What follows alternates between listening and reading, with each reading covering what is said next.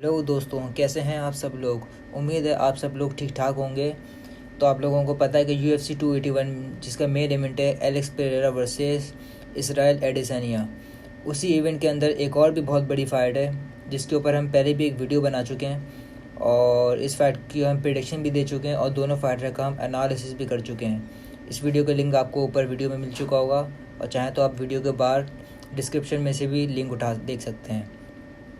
Dustin Poirier versus Michael Chandler.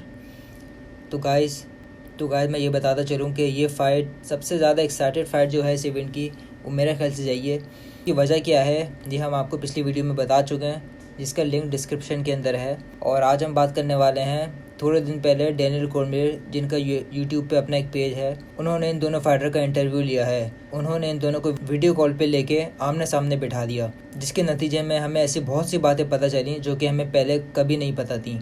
और ये बातें सुनने के बाद हम और ज़्यादा एक्साइटेड हो जाते हैं ये फाइट देखने के लिए, क्योंकि डस्टिन पोरिये कुछ ऐसी बातें बताते हैं माइकल चैंडलर के बारे में और माइकल चैंडलर कुछ ऐसी बातें बताते हैं डस्टिन पोरिये के बारे में जो सुन के आप हैरान हो जाएंगे। और जो उनकी पिछले इवेंट में फ़ाइट होती उस पर भी इस बारे में बात होती है। तो गाइस ये पूरा इंटरव्यू हम आपको बताएंगे हिंदी ज़बान में। तो गाइस चलिए स्टार्ट करते हैं। तो डैनियल कॉर्मियर पहले सवाल करते हैं कि आप दोनों बहुत बड़े फाइटर हैं और आप दोनों का बहुत बड़ा नाम है UFC के अंदर, तो क्या वजह है कि आप दोनों की आपस में बनती नहीं है। जिसका जवाब देते हैं माइकल चैंडलर बोलते हैं, मुझे नहीं पता, लोग बस ये बातें करना चाहते हैं और लोग इस तरह की बातें बनाते हैं। और कुछ भी बोलने से पहले मैं डस्टिन पोरिये का पॉइंट ऑफ व्यू भी सुनना चाहूँगा इस सवाल के ऊपर। मगर अगर मैं राय दूँ अपनी डस्टिन पोरिये के बारे में तो वो एक बहुत ज़्यादा प्रोफेशनल फाइटर है और वो UFC के टाइटल के लिए भी लड़ चुका है। UFC टाइटल के लिए वो काफ़ी बार लड़ चुका है और इंटरिम टाइटल भी जीत चुका है और वो बरसों से UFC के अंदर लड़ रहा है। डस्टिन पोरिये एक बहुत ज़्यादा मेन फाइटर है UFC का और मैं एक ऐसा फाइटर हूँ जो UFC के बाहर से काफ़ी टाइम से डस्टिन पोरिये के ऊपर नज़र रखे हुए था और मुझे शुरू से पता था कि किसी न किसी दिन डस्टिन पोरिये से मेरी फ़ाइट ज़रूर होगी। और आखिरकार देख लीजिए वो दिन आ गया है। हम आपके शो पे बैठ के फ़ाइट की बात कर रहे हैं जो कि नवंबर 12 को होने वाली है। फिर डैनियल कॉर्मियर में यही सवाल डस्टिन पोरिये से करते हैं कि आपको माइकल चैंडलर से क्या मसला है। जिसका डस्टिन पोरिये जवाब देते हैं कि आप किसी से भी पूछ लीजिए जो भी मेरे बारे में जानता है। मैं माइकल चैंडलर को बहुत टाइम से फ़ाइट लड़ते हुए देख रहा हूँ। इसने बहुत बड़े बड़े फाइटरों से फ़ाइट लड़ी है और मैं हमेशा से इसकी तारीफ़ करता हूँ। लेकिन कोई ऐसी बात नहीं है कि मैं बहुत ज़्यादा पर्सनल हो रहा हूँ और इस फाइट को मैं पर्सनली अपने ऊपर ले रहा हूँ। मगर मुझे माइकल चैंडलर से ये मसला है कि जिस तरीके से उसने तुम्हारे सवाल का जवाब दिया, असल में जब मैं इससे मिलता हूँ तो वो इस तरीके का बंदा नहीं है। कुछ दिन पहले उसने एरियल हलवानी को जब इंटरव्यू दिया था तो उसमें वो कुछ और बातें कर रहा था और जब ऑक्टेगॉन में इसके सामने माइक आता है तब भी ये कुछ और बातें करता है मेरे बारे में। और जब मैं इससे मिलता हूँ फेस टू फेस, जैसे कि हम अबू धाबी में मिले थे, तो वहाँ पर ये चेंज हो जाता है। ये चीज़ मुझे इसकी बहुत बुरी लगती है।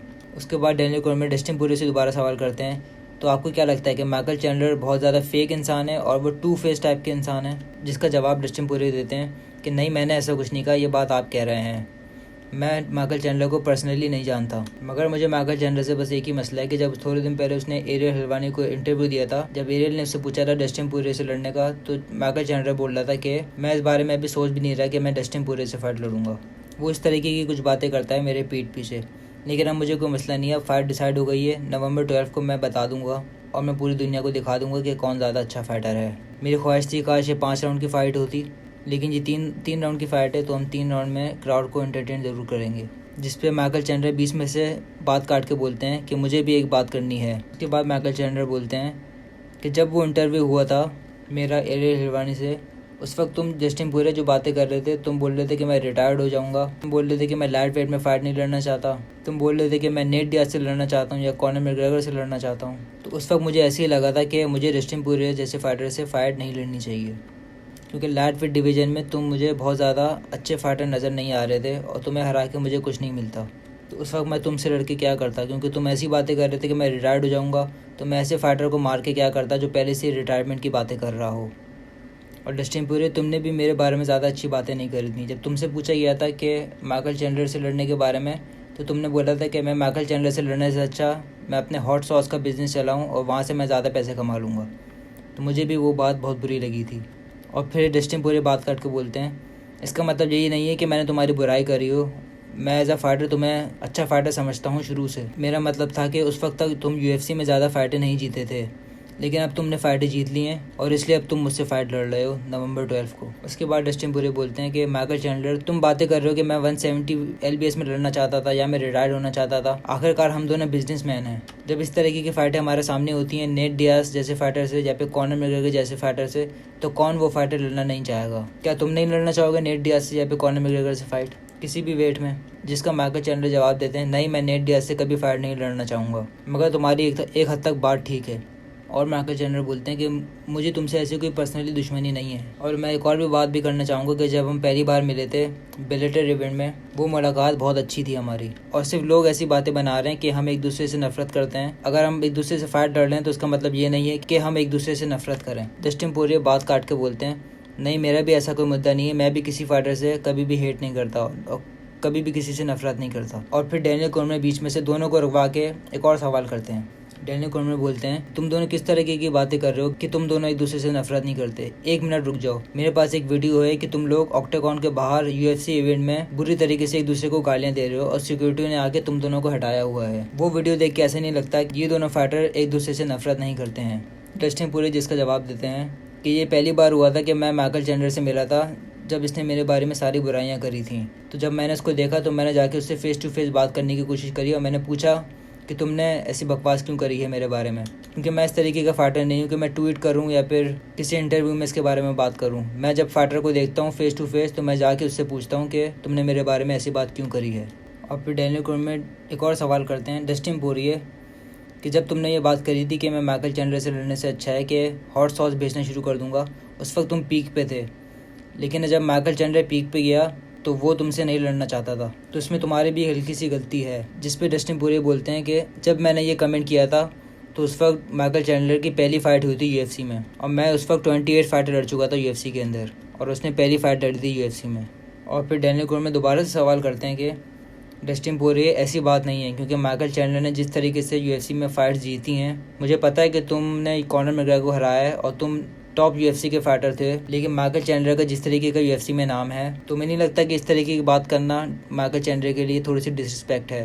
जिसका जवाब डस्टिन पोरिये देते हैं कि मुझे कोई परवाह नहीं है कि माइकल चैंडलर को कैसा फील हो ये बात सुनने के बाद। ये फाइट गेम है, यहाँ पर हर फाइटर को बर्दाश्त करना चाहिए कि वो कैसा फील करता है इस तरीके के कमेंट सुनने के बाद। मुझे इससे कोई फ़र्क नहीं पड़ता कि उसको बुरा लगा या अच्छा। जिसमें माइकल चैंडलर डस्टिन पोरिये को जवाब देते हैं कि हाँ, तुम्हारी बात ठीक है, हम दोनों इधर बैठ के जैसी हमारी मर्जी हो उस तरीके का फील कर सकते हैं एक दूसरे का कमेंट सुनने के बाद, क्योंकि ये फाइट गेम है और यहाँ पर इस तरीके की चीज़ें होती हैं। सारी बातें करने के बाद आखिरकार हमें मिलना तो है ऑक्टागन के अंदर और वहाँ हमें पता चल जाएगा कि कौन ज़्यादा बेटर फाइटर है।